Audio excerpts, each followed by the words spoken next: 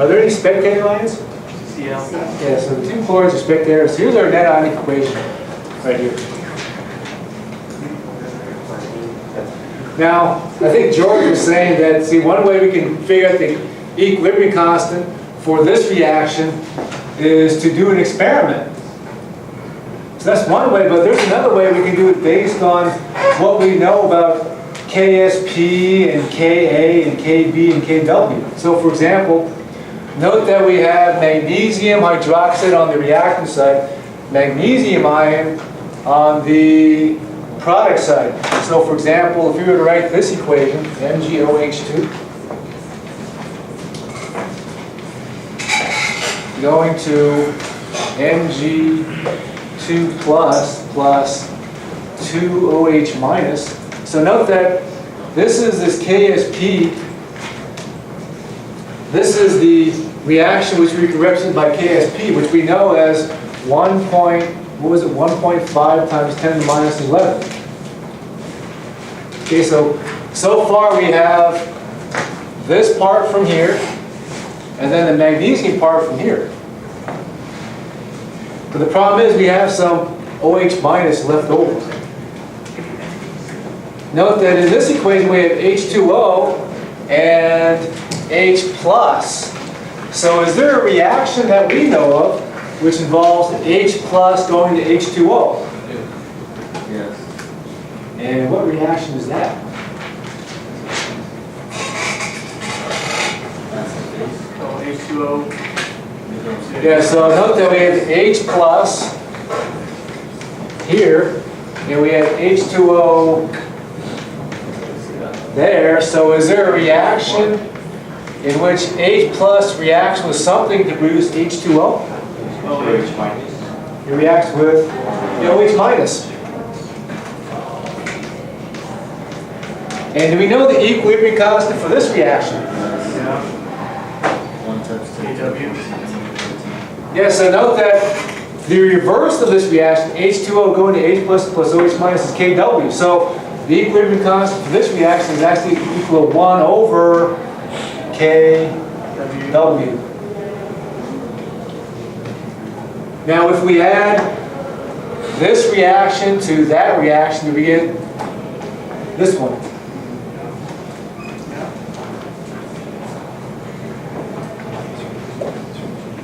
Okay, so again, let's call this reaction 1, and this is reaction 2 and 3. So if we add reaction 2, does 2 plus 3 equal 1? Yes. Yes. We have to multiply the A's. Actually, maybe I'm not sure if I should do that. I guess I should say it this way, make it A, B, and C, because I don't want, this is being taped, I don't want the math instructor to say, well, 2 plus 3 obviously doesn't equal 1. So I'll call this A, B, and C, just to make sure the math people are upset. We're not doing any new math here. So does B plus C equal A?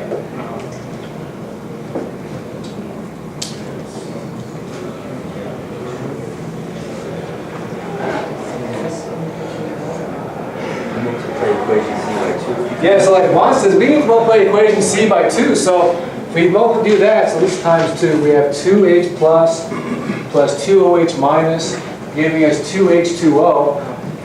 B plus C now will equal A. Now, if we multiply this equation by 2, how does the equilibrium constant change? 1 over Kw squared. So what's happening here? Is it by half or squared? So I know someone said half, so someone said it's squared. Kw squared, right? So what is it? Half or squared? Okay, so remember with Kw we have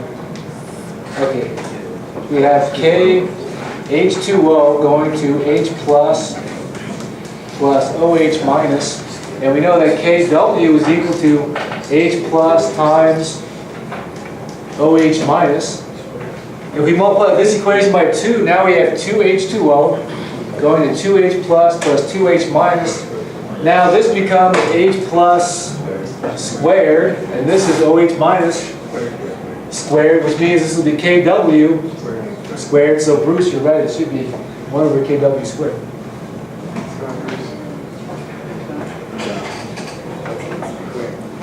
Okay, so if B plus C equals A, the equilibrium constant for this reaction is equal to, we have KSP, and then, so this is going to equal KSP times this K, or 1 over KW squared.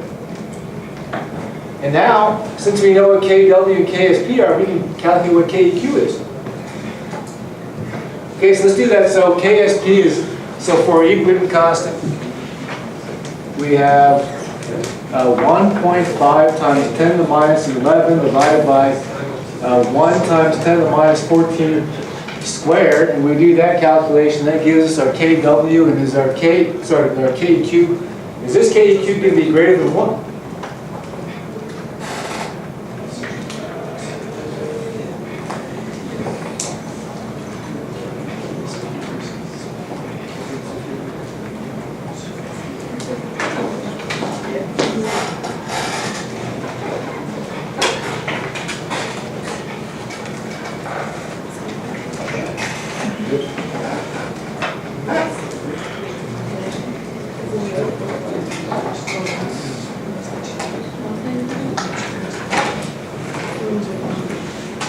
Okay, so this is the same as 1.5 times 10 to the minus 11 divided by 1 times 10 to the minus 28. And then 10 to the minus 11 divided by 10 to the minus 28 is equal to 10 to the 17. So this is the same as 1.5 times 10 to the 17. So this tells us that this reaction should occur. We're getting this huge equilibrium constant.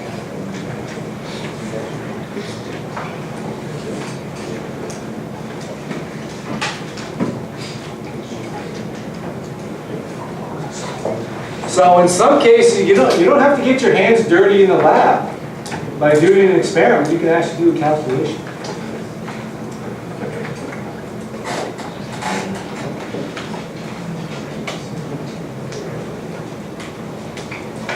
Okay, let's go to the next slide.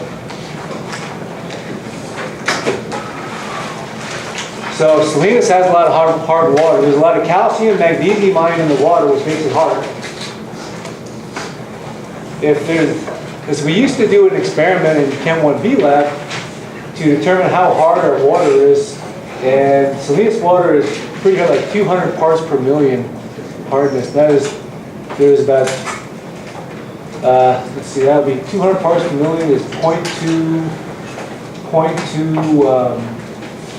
that'd be 200 milligrams of calcium magnesium per liter of solution. Okay, so anyway, hard water causes lime stains on utensils and fixtures, requires more soap for cleaning, and leaves clothes a dingy color after washing. Okay, so it actually wears out your clothes a little bit more because of the hard water. How does water get hard?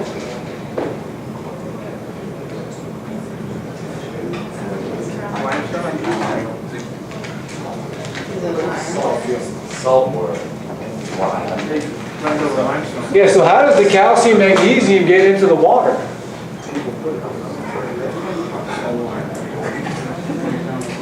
It's already there from the underground. Yeah, so I mean, you guys are on the right track. We know that we get our water from our sea. We grow up. See, we grow up by just turning on our faucets and water comes out. So it's not as if we really know where the water's coming from. You know, so when it rains, here's our running water, and it's running over, say, limestone. So here's our water, and it's running this way. So as the water runs or passes over limestone, which contains, say, calcium carbonate, or it could be dolomite, another mineral. which is a combination of calcium carbonate and magnesium carbonate. So as the water passes over the limestone or the dolomite, some of the calcium ion and magnesium ion is going to dissolve in the water. Okay, so that's obviously how the water gets hard. So this goes into our water supply. We may have, let's see, we have, see, so the Salinas River is an underground river, so that stores water. We have here's our big water supply here. And then to get the water out of there, what do? You pump it out of the ground. And then it goes wherever it goes to. Here's your house, you know, there's your sink. That's it. Okay, so we actually did a similar calculation just a minute ago. 1 mole of calcium carbonate is dumped into 1 liter water concentration calcium ion in this solution. So to do this calculation, what do? How will we set up this calculation? Yeah, so which equilibrium equation do we draw?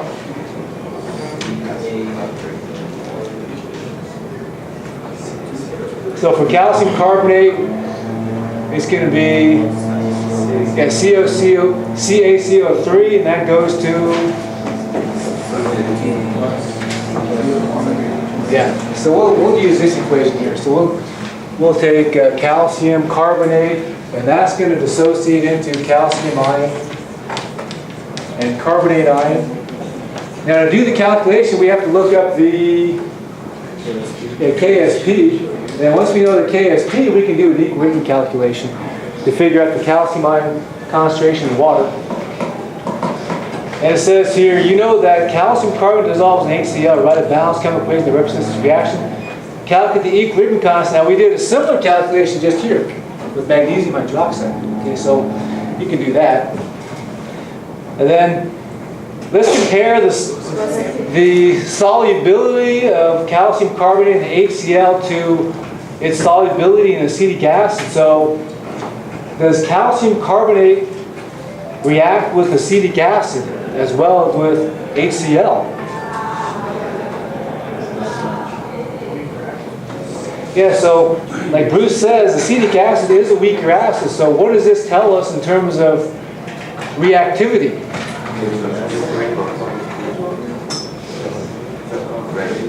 So which one will react faster? Calcium carbonate with HCl or calcium carbonate with acetic acid?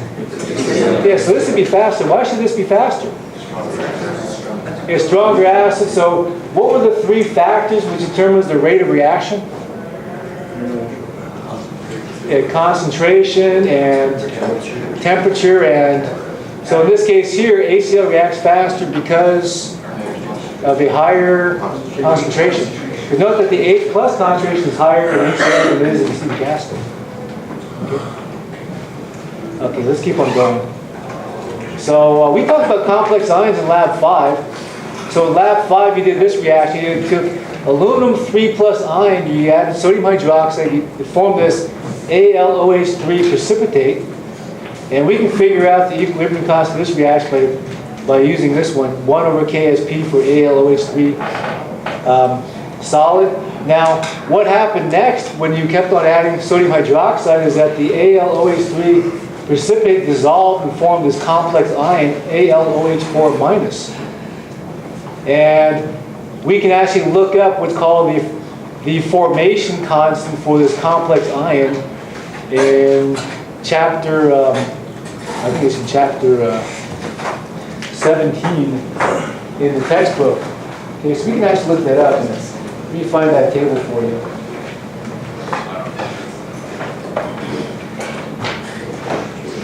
Yeah, that's actually table 17.4 on page 616, and it turns out that that formation constant for AlOH3 is not in that table. But anyway, we can look it up in another references.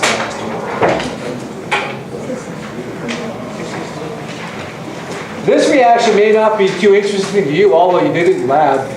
This reaction might be more interesting to you. It's involved in gold mining.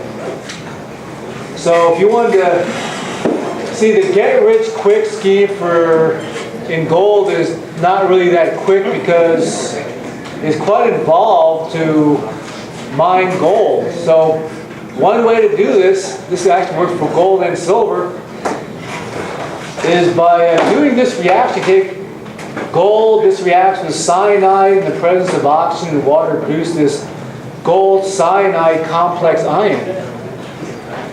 So what's involved is that first the gold has to be oxidized to gold ion. Once the gold ion forms, then it can form a complex ion by reacting with cyanide.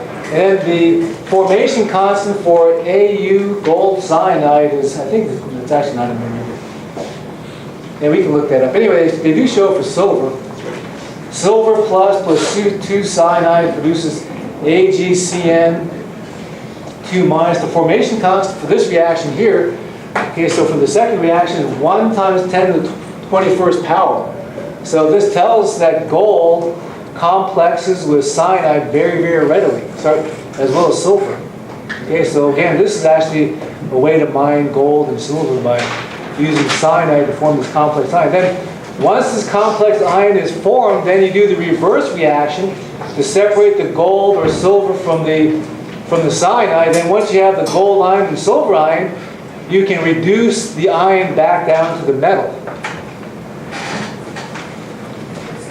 Now, environmentally, is this a safe way